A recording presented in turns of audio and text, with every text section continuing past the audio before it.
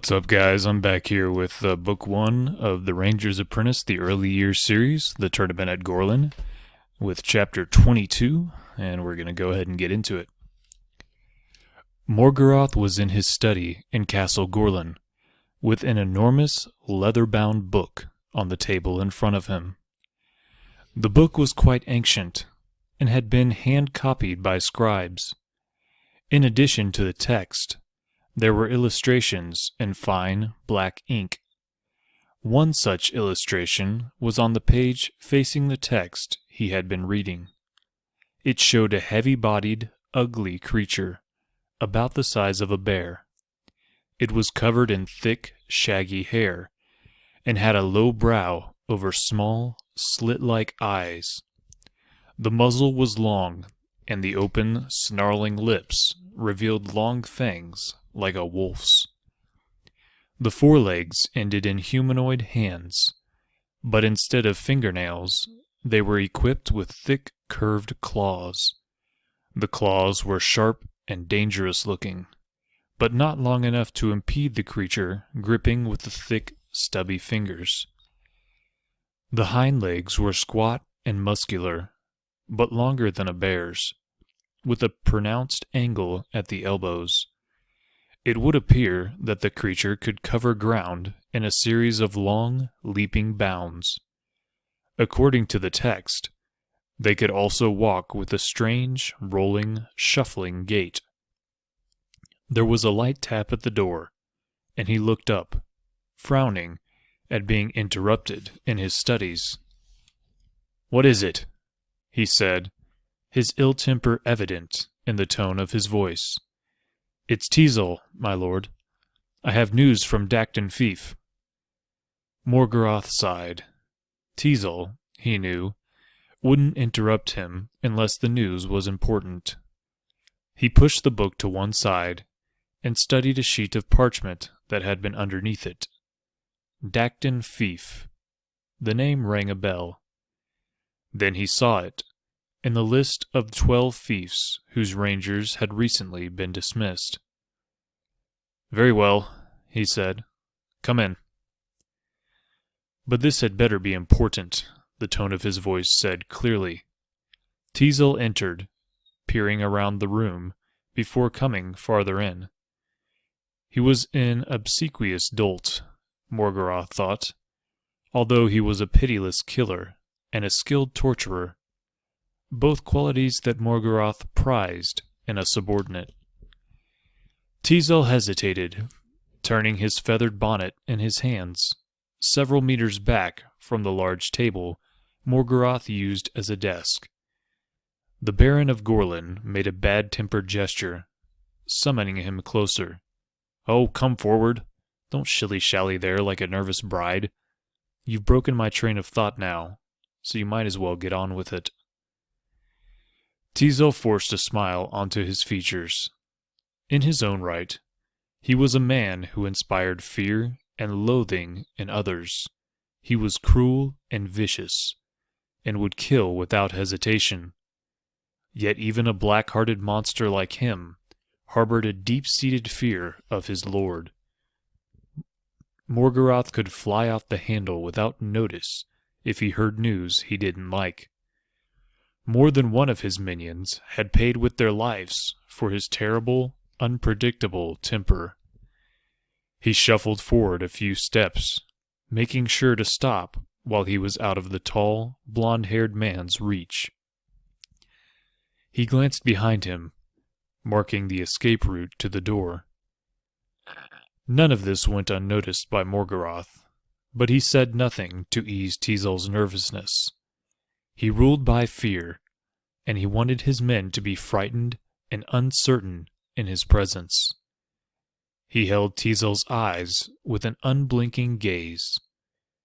He saw the other man swallow nervously a few times. Teasel, uncertain as to whether he should speak, opened his mouth and realized his lips were dry. He moistened them, took a breath, hesitated. "Were you planning on standing there all day gawking at me?" Morgoth said. His voice was deep and beautifully modulated, but the beauty was like that of a venomous snake. It held its own sense of threat.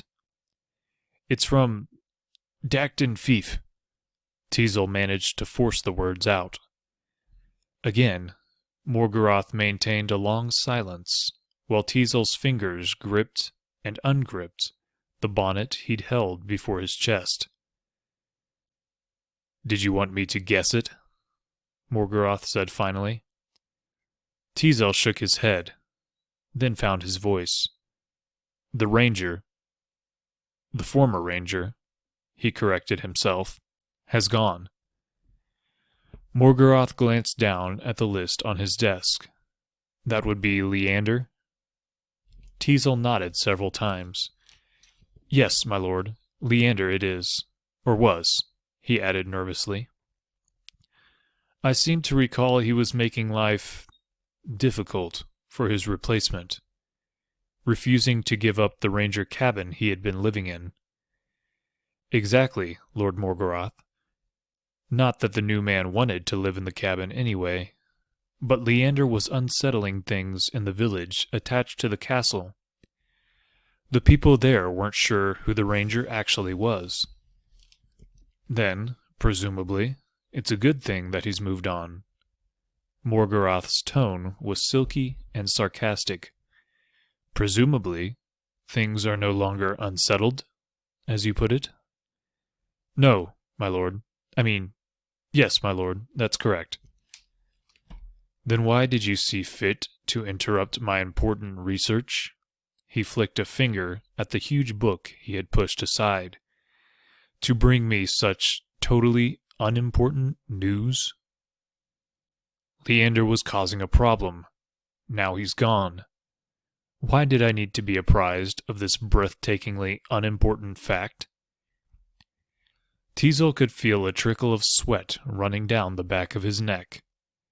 Morgarath was smiling coldly at him, but the smile didn't reach his eyes. "It was more the manner of his going, my lord," he finally managed to say. "Oh? Did a dragon swoop down from the clouds and bear him away?" said Morgarath, the sarcasm heavy in his voice. Teasel, tapped by those eyes, shook his head. "No, my lord." "A griffin, then? A griffin swooped down and took him?"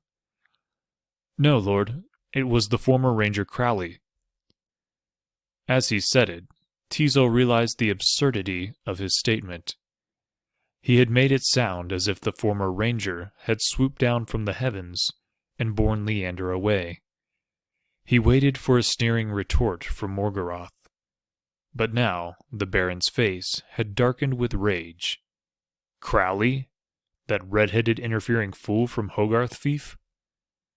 Teasel nodded several times. "Aye, my lord, that's the one, Crowley." "And do I take it that the arrogant Hibernian Halt was with him?" Teasel hesitated. "He did have a companion, my lord, but whether it was the Hibernian or not, I couldn't say. It was better to profess ignorance than to offer Morgarath information that might prove false, he knew." Morgarath grunted. "I'll wager it was. So Leander went off with them, did he?" "Aye, my lord, and there's rumor that he's not the only one to join them. Word is that the Rangers Berrigan and Egon are also—" "They're not Rangers, I dismissed them. They're renegades," Morgarath snapped. "Of course, my lord, but as I say, it's rumored that they're joined together." "To what purpose?" Teasel hesitated, then shrugged unhappily. "I don't know, my lord. I've had no information about what they intend to do." Morgarath stared at the window as he drummed his fingers on the table. So Crowley and several other rangers had banded together, he thought. He wondered what they might have in mind. Chances are, they'll simply become outlaws. I've always thought that the rangers were not much better than outlaws anyway. In any event, There's not much they can do to bother me, is there? No, my lord. No. 4 or 5 of them won't pose any threat to my plans. We'll have to deal with them at some time, I imagine, but for the moment, I have more important matters to deal with than a few disgruntled renegades hiding in the forest and shooting deer. I'll deal with them when I've taken the throne. Yes, lord. I simply thought you should know, Teasel said, suddenly nervous that he might have disturbed Morgoth for no good reason. But the black-clad baron nodded absently as he pulled the massive book back to the center of the desk. No, you did well to tell me, he said. Teasel heaved a mental sigh of relief. After all, as he had thought before, with Morgoth, you never knew. He glanced down at the book in front of Morgoth and let out an involuntary exclamation of horror. By the gods! What's that? He pointed at the illustration of the grotesque beast. Morgoth smiled. It's called a wargal, he said, looking down at the illustration himself. Some people say they're mythical beasts. Have you ever heard of them?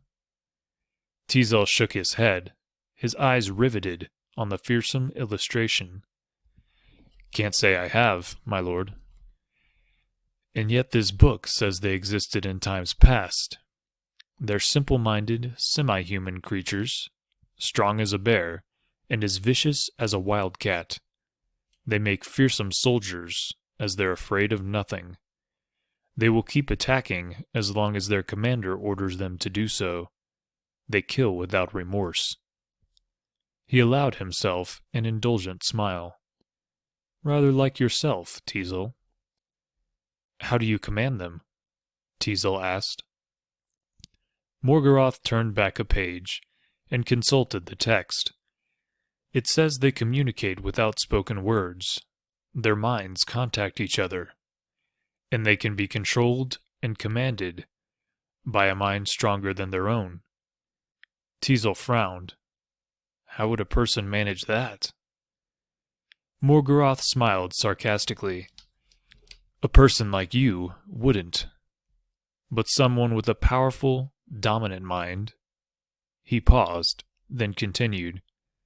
Such as me, for example, can make contact and bend them to his wishes. It says here, he tapped the text with one forefinger, that King Prescott the Conqueror enslaved them to his will some 300 years ago. They provided him with an unbeatable army in victory after victory, until he lost control of them. How did that happen? Teasel said, fascinated. He became a drunkard, and the alcohol weakened his brain, making his mental signals uncertain and disjointed. The wargal army rebelled, killing their human commanders, and deserted. It said they disappeared into the mountains of rain and night, and became lost in the wilderness up there. Teasel nodded gravely. I've heard tales about some terrible beasts in those mountains. And perhaps they were based in truth. Once we have the current problem settled, I might take the time to seek them out and bend them to my will. It'd be handy to have an inexorable force of killers who know no fear. Teasel swallowed. The idea of the bestial creatures running amok and killing indiscriminately was a worrying one. Morgoth saw the concern in his eyes. Never fear, Teasel. I'll make sure they never attack you. Teasel lowered his head in a small bow. Thank you, my lord, he said in a low voice. Morgoth looked at him for a second or two, then made a dismissing gesture. Now go away and leave me to my studies, he said. And that is the end of chapter number 22. As always, thank you for joining me. Thank you for listening. I'll look forward to seeing you next time in chapter 23. God bless, and have a good one.